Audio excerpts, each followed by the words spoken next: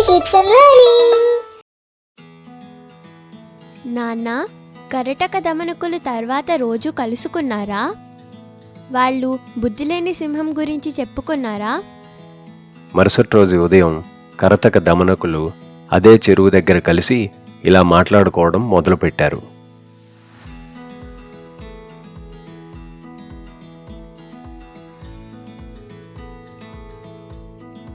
మిత్రమా దమనక, కుందేలు సింహాన్ని ఎలా చంపిందో తెలుసుకోవాలని ఎంతో ఆతృతగా ఉంది. దయచేసి ఆ కథ ఏంటో చెప్పవా? తప్పకుండా చెప్తాను మిత్రమా. అనగనగా ఒకానొక అడవిలో భాసురుడు అనే సింహం ఉండేది.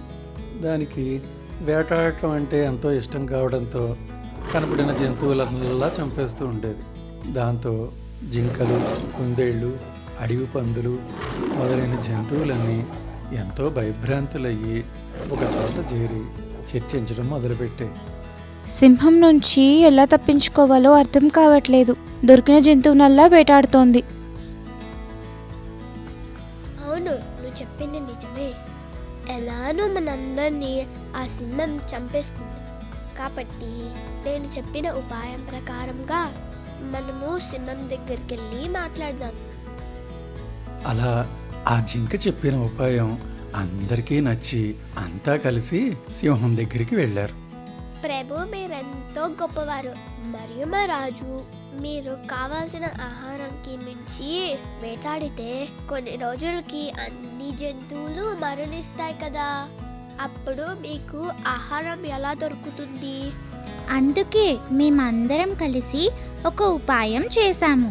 రోజుకి ఒకళ్ళుగా మేమే మీ దగ్గరికి ఆహారంగా వస్తాము.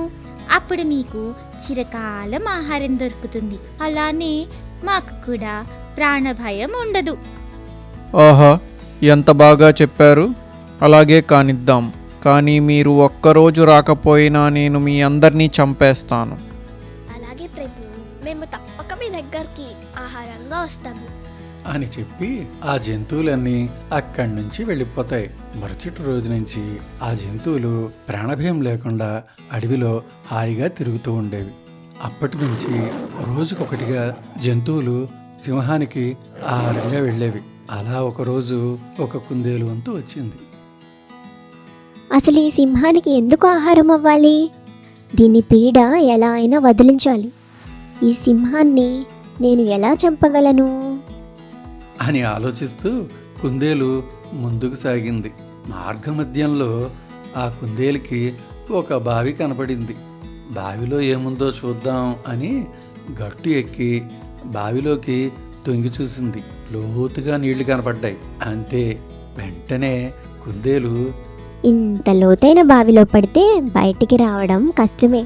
నా బుద్ధి బలంతో ఆ సింహాన్ని ఎలా అయినా ఈ బావిలో పడేయాలి అని ఒక పథకం వేసుకుంటూ నిదానంగా వెళ్తుంది. భోజన సమయం దాటిపోయింది. సింహానికి చాలా ఆకలిగా ఉంది. కుందేలు ఆలస్యంగా రావడంతో సింహం కోపంగా, చూడు ఎంత ఆలస్యంగా వచ్చావో. నేను రేపు వెళ్ళి అన్ని జంతువుల్ని నాశనం చేసేస్తాను. అదే మీకు సరైన గుణపాఠం. అయినా ఇంత అల్పమైన కుందేలు నాకు ఆహారంగా ఎలా సరిపోతుందని అనుకుంటున్నారు మీరంతా? కుందేలు తన పథకం ప్రకారం సింహంతో ఇలా మాట్లాడుతుంది. నమస్కారం ప్రభు, ఆలస్యానికి మన్నించండి.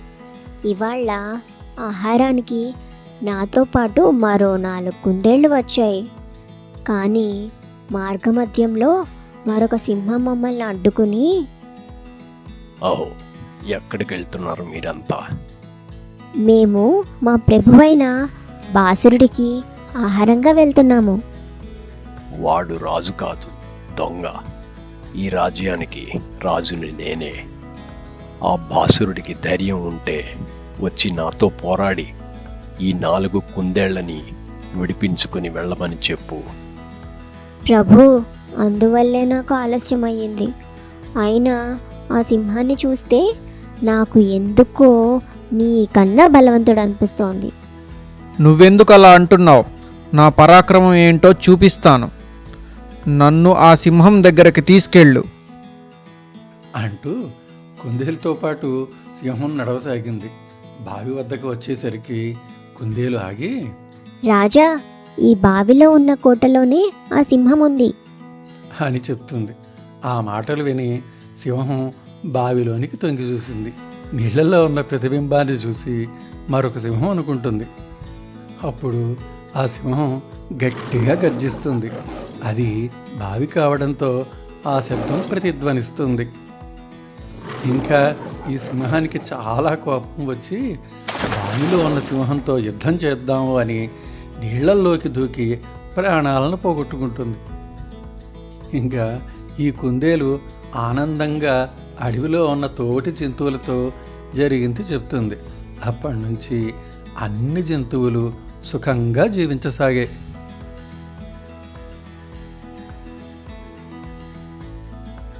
మరి అందుకే బుద్ధిబలం ఉన్నవాడే బలవంతుడు.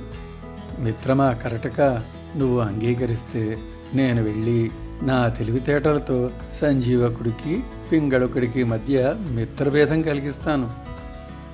అంటే నువ్వు అనేదేంటి? ఎంత బలం ఉన్నా బుద్ధి బలం లేకపోతే ఉపయోగం లేదు అనా? సంతోషం. నేను రేపు ఉదయమే రాజుగారి దగ్గరికి వెళ్ళి నా పథకం మొదలు పెడతాను. అలా దమనకుడు సింహాన్ని ఎద్దుని ఎలా దూరం చెయ్యాలి అని ఆలోచిస్తూ ఆ రాత్రి గడుపుతుంది. అమ్మో, ఫాక్స్ ఎంతో ఇంటెలిజెంట్ కదా, చాలా పెద్ద ప్లానే వేసింది. నక్క సింహంతో ఎద్దుని ఎలా చంపిస్తుందో మనం నెక్స్ట్ స్టోరీలో చూద్దాం. మీకు ఈ స్టోరీస్ నచ్చితే please like, share and subscribe to Anaganaga. Thank you.